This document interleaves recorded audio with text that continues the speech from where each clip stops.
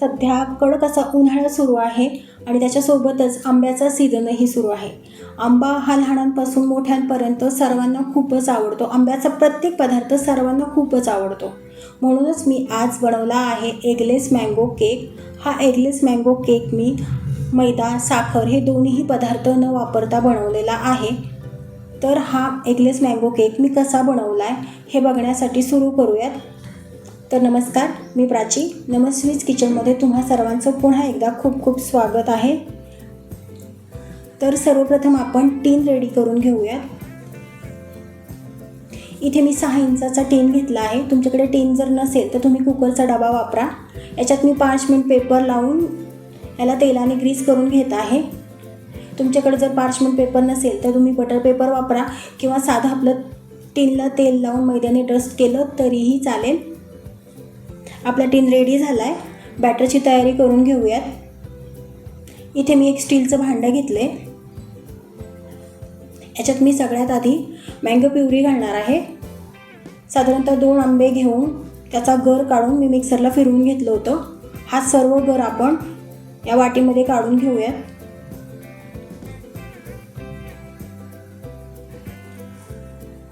याच्यातच आपण साजूक तूप घालणार आहोत. हे घरी बनवलेलं तूप आहे.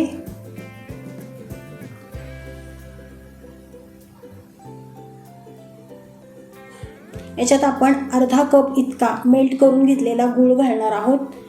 एका भांड्यामध्ये 2 टेबलस्पून पाणी घेऊन त्याच्यामध्ये मी हा चिरलेला गूळ घालून वितळवून घेतला होता. हे सर्व मिश्रण चांगलं मिक्स करून घेऊयात. याच्यात आपण 1 कप इतकी गव्हाची कणिक घालणार आहोत. ही रेग्युलरवाली कणिक आहे जी घरात आपण पोळीला वापरतो ती. याच्यातच मी 1/4 कप बारीक रवा घालणार आहे. तुमच्याकडे जर बारीक रवा नसेल तर तुम्ही जाड रवा मिक्सरला एकदा फिरवून घ्या आणि मग वापरा. याच्यात मी 1 टीस्पून इतकी बेकिंग पावडर घातली आहे. याच्यातच मी अर्धा टीस्पून इतका बेकिंग सोडा घातला आहे. याच्यात आपण चवीपुरती विलायची पावडर घालणार आहोत आणि हे सगळं मिश्रण आपण चांगलं मिक्स करून घेणार आहोत. अगदी हलक्या हाताने कट अँड फोल्ड मेथडने आपल्याला हे हळूहळू मिक्स करत जायचे. अशा पद्धतीने सर्व मिश्रण आपल्याला चांगलं एकजीव करून घ्यायचं आहे. गूळ घातल्यामुळे आपल्या या केकची टेस्ट खूप छान येणार आहे बघा.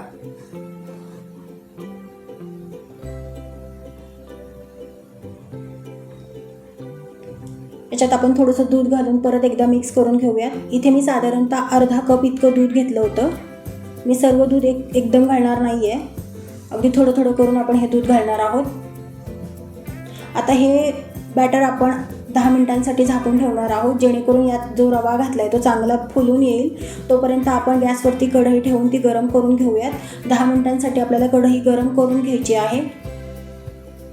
आपला रवा चांगला भिजला आहे.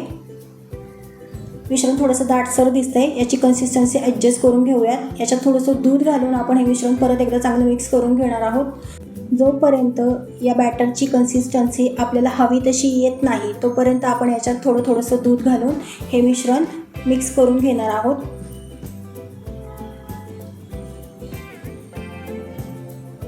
हे बघा, साधारणतः अशा पद्धतीचं बॅटर आपल्याला हवं आहे. जास्त पातळ करायचं नाही आहे. यामध्ये 1 टीस्पून इतकं व्हाईट व्हिनेगर घालणार आहोत. तुम्हाला जर व्हिनेगर घालायचं नसेल तर तुम्ही या जागी 1/4 कप दही घातलं तरीही चालेल. व्हिनेगर आपण यासाठी घातलं आहे की केक आपला चांगला स्पॉन्जी झाला पाहिजे. त्याला टेक्स्चर चांगलं आलं पाहिजे. केक आपला चांगला व्यवस्थित फुलला पाहिजे. आपलं मिश्रण तयार झालं आहे. याला टीनमध्ये ओतून घेऊयात. हे मिश्रण आपल्याला यासाठी घट्ट ठेवायचं आहे की जेणेकरून आपण याच्यामध्ये जे ड्रायफ्रूट्स घालणार आहोत ते खाली तळाला जाऊन बसणार नाहीत. टीन टॅप करून घेऊयात आणि वरून बदामाचे आणि पिस्त्याचे काप टाकून डेकोरेट करून घेऊयात. कढई चांगली गरम झाली आहे. त्याच्यामध्ये आपण हा टीन ठेवून घेऊयात आणि 45 मिनिटांसाठी झाकून याला बेक करायचं आहे. मीडियम फ्लेमवरती बेक करायचं आहे. पूर्ण 45 मिनिटे झालेली आहेत.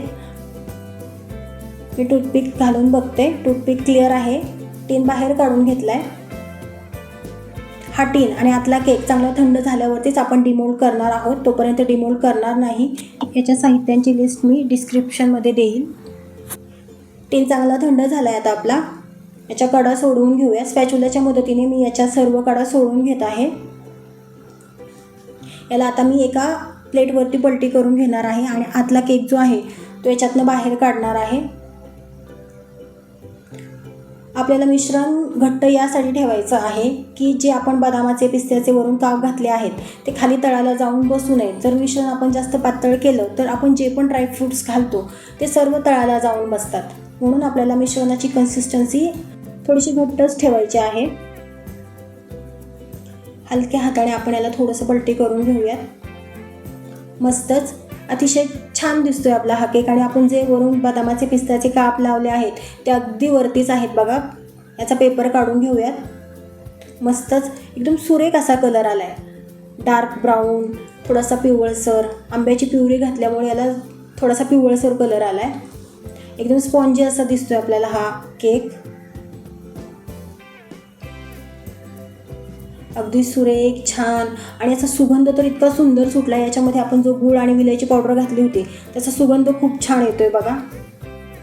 याचा एक पीस कट करून बघूयात जेणेकरून आपल्याला कळेल की याचं आतलं टेक्स्चर कसं आलंय. खूप छान.